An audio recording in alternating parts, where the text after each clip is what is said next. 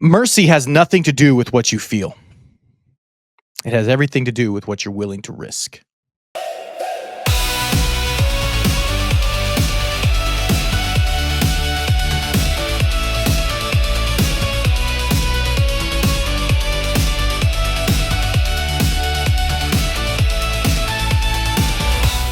In the early 90s at the University of Minnesota, two players from vastly different walks of life were coming to camp at the same time.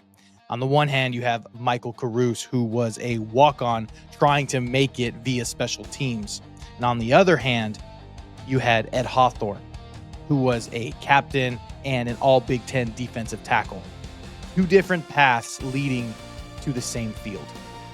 The two men formed a bond at the University of Minnesota, a bond so powerful that years later, when Ed Hawthorne needed a kidney transplant, one of the first people on his doorstep ready to give up his kidney was none other than Michael Caruso.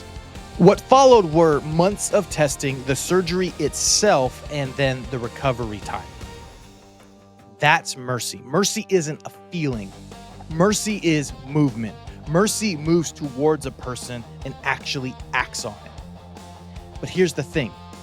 Human mercy, as incredible as it is, has its limitations. Human mercy will run out when a person has been hurt too many times or when the cost is too high. But kingdom mercy, totally different ballgame. Jesus says in Matthew chapter 5, verse 7, that blessed are the merciful, for they will be shown mercy. That means you're not the source. You're the vessel.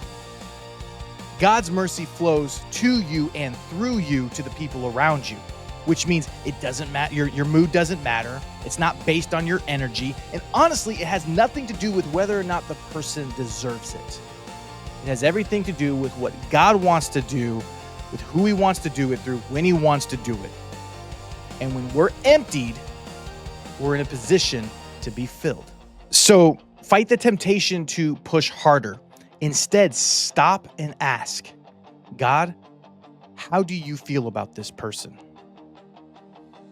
And if you're wanting to move in this person's life, will you fill me with mercy? Will you fill me with strength? Will you enable me to do what it is that you want to do in their life? See, that's the difference between striding and abiding. And ultimately, that's the difference between burnout and freedom.